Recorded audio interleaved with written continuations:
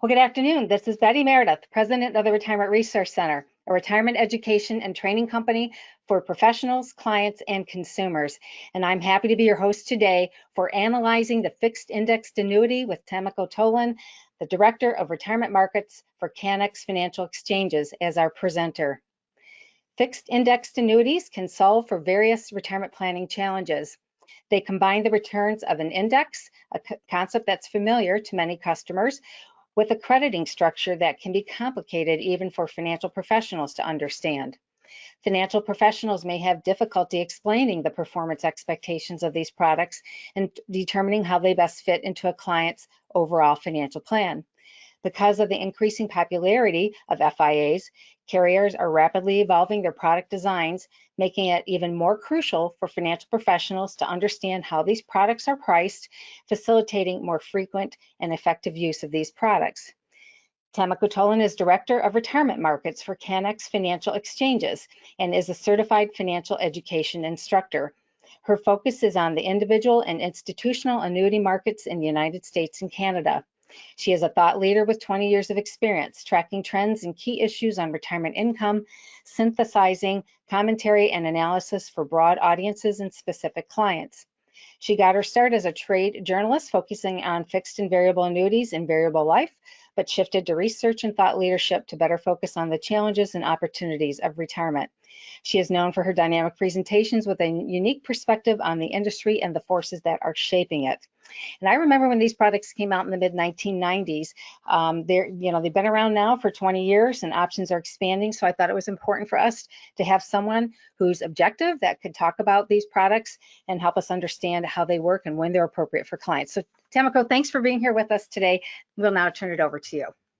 Great. Thank you so much for having me, Betty. I appreciate this opportunity. This is a topic that I really enjoy talking about because there has been so much change in the industry since that original Keyport product, and really quite a lot just in the past couple of years, as well as in the current environment. So, this is a very dynamic part of the industry, and, FIAs are they're potentially very useful for somebody's portfolio, but I think that people really need to understand the substance and how they work and not believe that they're just smoke and mirrors. So that's really my objective today, is to help demystify, how an FIA works. So really learn about the basic pricing dynamics.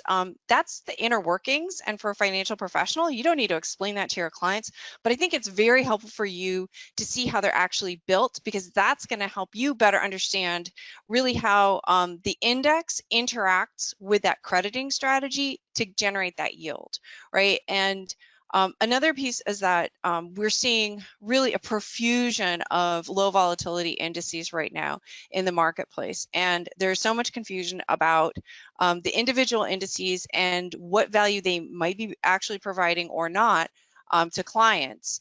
And so that's something that we're going to talk about today, as well as just talk about the basic use cases for an FIA. So the agenda is pretty straightforward, but I'm going to start with the inside and then kind of work more to the outside of what you can expect in terms of returns. This is going to be an involved conversation. Hopefully, I'll try to make it interesting for everybody, and hopefully you can really take some of the stuff away and feel like you have a basic grasp on how the different moving parts interact with each other, right? And then, of course, client use cases. So I'm going to start with the foundation, which is, what is a fixed indexed annuity? First and foremost, and this is a point that I really feel I cannot emphasize enough, it is a fixed annuity, right? And this means that it is regulated and sold as an insurance product. It is not a security.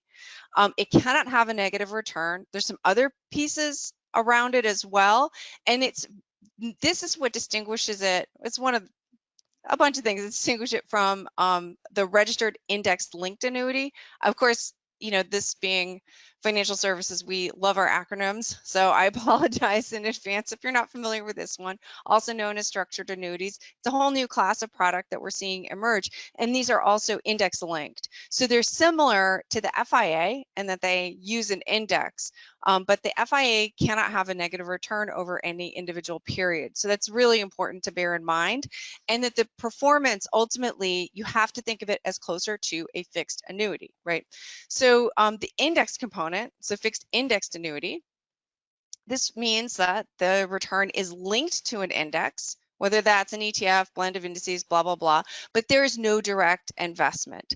So again, this is a promise product from the insurance company, and it has a reference index without actually providing the direct index performance and protecting you from the loss, right? And now the third component that I think is, it's really impossible to talk about the FIA today without talking about guaranteed income, particularly in the form of some kind of income guarantee, whether somebody's looking for income today or in the future, right? And again, acronym land, guaranteed lifetime withdrawal benefit, also guaranteed income benefit, whatever term you want to use, but this is optionality for future income, or like I say, income at the moment that you buy it. But these are very popular, and it is the primary way that clients end up receiving guaranteed income out of an FIA. And as we know, these things are annuities, and therefore they can be annuitized. But the incidence of annuitization of an FIA are vanishingly small. So I put it on the slide because I need to acknowledge that this is something that you can do, but it's not really the primary method. And frankly, a lot of folks who want to annuitize will end up exchanging into a dedicated income product.